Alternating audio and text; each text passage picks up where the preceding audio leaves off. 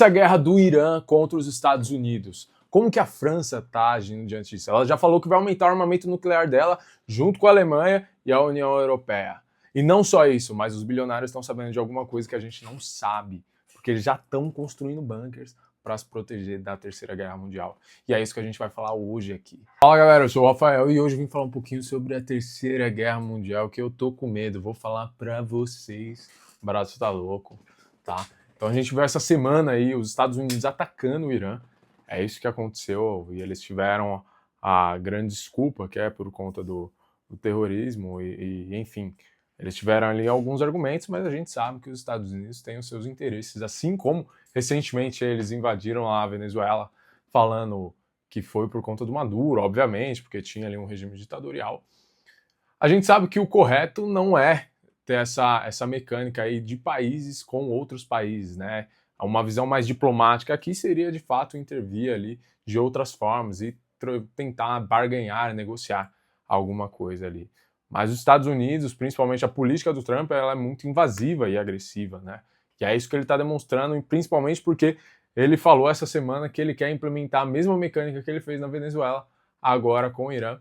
E isso torna, né, traz uma visão já hegemônica dos Estados Unidos, né, que, queira ou não, ele quer ali estar na supremacia, mas também acaba divergindo em algumas visões diplomáticas com outros países e até mesmo aliados do Irã. E se você não sabe, galera, aqui os aliados do Irã são justamente a Rússia e a China, que estão ali pau a pau com os Estados Unidos frequentemente, tá, né? Falam que muito dessa Guerra Fria que ocorreu ainda acontece nos tempos atuais, principalmente ali com os Estados Unidos e a Rússia, porque tem muito essa troca enfim, farpas ali, né? Mais ou menos que fica ali subentendido. E a China também com os Estados Unidos, então a gente viu ali que o próprio Trump ali, enfim, proibiu diversas empresas da China de importarem lá para os Estados Unidos, então acabou não consumindo esse serviço. Aplicativos também, né? Teve uma época que ele queria até barrar o TikTok, quem lembra bem aí sobre isso. Isso acaba causando uma certa desmorfia da imagem dos Estados Unidos.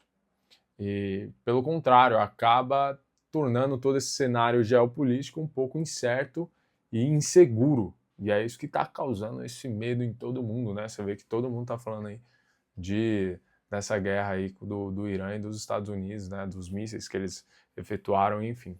Então vamos partir do princípio, ok? Por que os Estados Unidos atacou o Irã?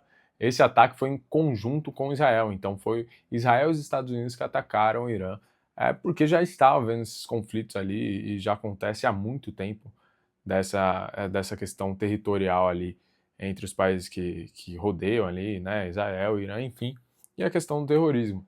Mas havia uma base, um posto militar dos Estados Unidos que estava ali parado ali no Golfo, perto do Irã. E aí, o que acontece, né, cara? O Irã decide, ele notifica os Estados Unidos para sair dali, que é um golfo importante ali para o tráfego petrolífero. E aí, basicamente, os Estados Unidos não saem.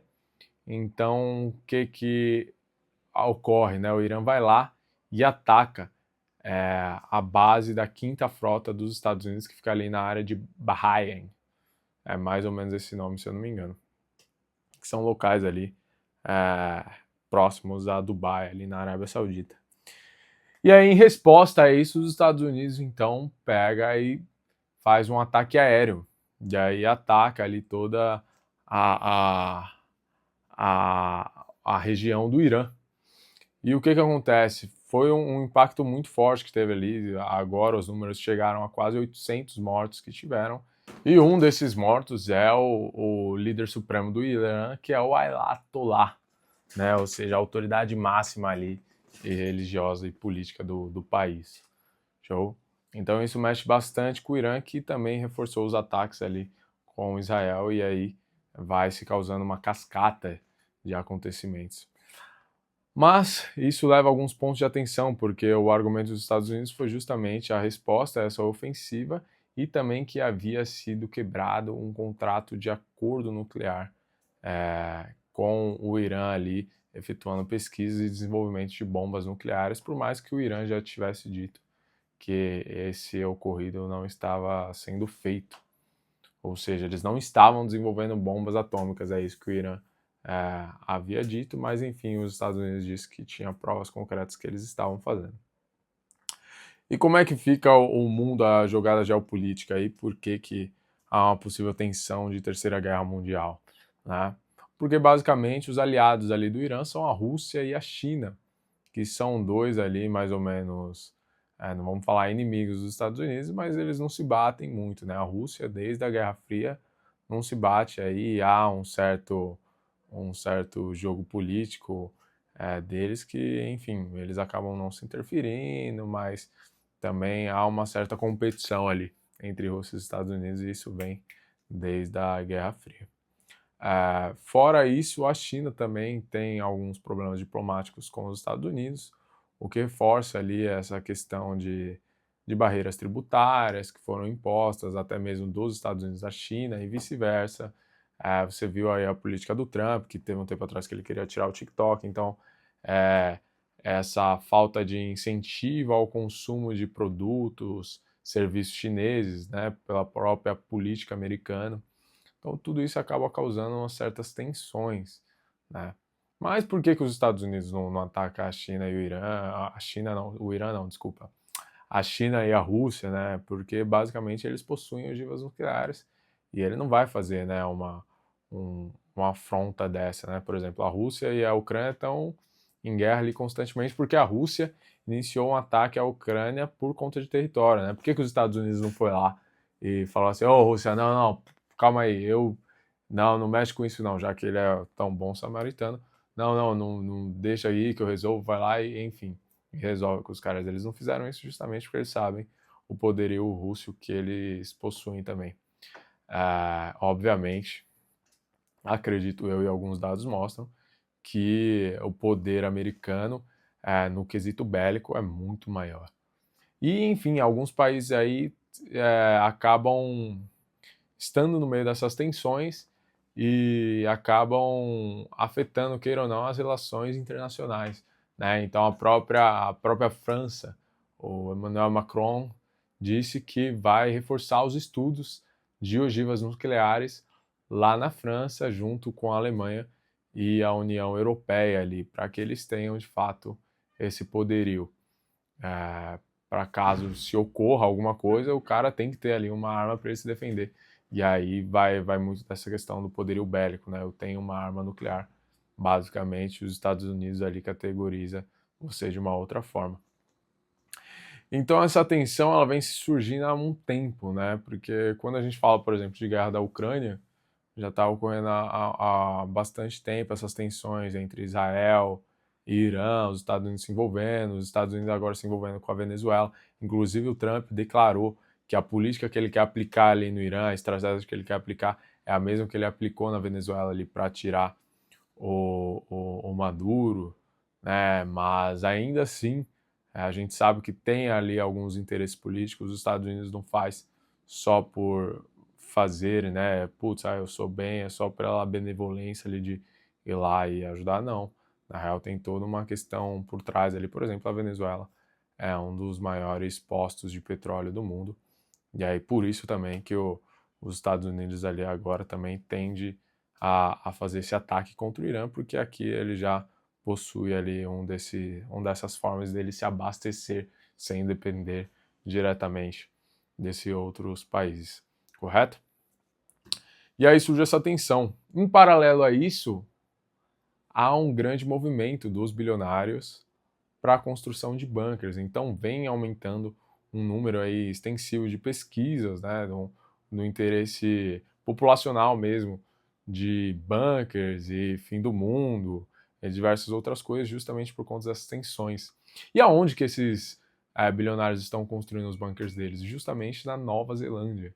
Por que a Nova Zelândia? Fora ela ter uma fauna ali e um ecossistema que de certa forma é uma região que ela é muito florida, bem ambientada, é um solo rico em nutrientes, que é fácil de se plantar.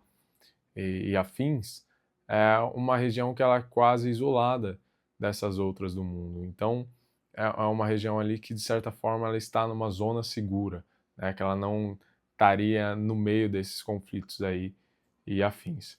Então, já foi ali, tem uma empresa que ela, deixa eu ver se eu lembro o nome dela, a Rising Company. Ela já construiu mais de não sei quantos bunkers e alguns desses bunkers têm mais de 300 metros quadrados subterrâneo. Então é um puta bunker, cara, não é qualquer coisa. Fora porta blindada, reserva de alimentos e entre outras coisas. Inclusive, um dos bilionários que tem lá é o Mark Zuckerberg, Elon Musk, e enfim. Mas o que a gente pode se esperar aí para os próximos capítulos? Basicamente, a gente pode estar vivendo já o início dessa Primeira Guerra. Então, essa questão do Oriente Médio, essas tensões de Estados Unidos, China, Rússia, agora principalmente com o Irã, Taiwan também, ali se envolveu um pouco com os Estados Unidos, Rússia e Ucrânia, tudo isso vai impactar nos próximos capítulos. Mas quais são os pontos positivos aqui? O bom é que o Brasilzinho, o nosso Brasil, América do Sul, tá de certa forma tranquilo ali, né? Não tem nenhum conflito diretamente, a não ser nesse impacto aí do comércio exterior, como, enfim, aduaneiro. E essa questão dos combustíveis também, né? Porque aí a gente viu ali que teve, por exemplo, uma barragem ali do próprio Irã, na questão do tráfego marítimo do petróleo e dos combustíveis fósseis ali, o que impacta diretamente aqui no Brasil na questão do diesel, principalmente porque o top 1 modal de transporte aqui é o caminhoneiro, né? Então seria o rodoviário aí, que a gente sabe que quando para aqui caminhão, você vê que para tudo porque é o que a gente mais utiliza. Então isso impacta diretamente na questão de frete e logística aqui no nosso país. Show? Mas é isso. Se você gostou, deixa o like, vamos acompanhando aí, vamos falando para as próximas vezes, tá? Curte, compartilha, comenta. E a ideia desse vídeo aqui é a gente bater um papo sobre as loucuras do mundo, tá bom, meus amigos? Então é isso, um beijo, um abraço e até a próxima.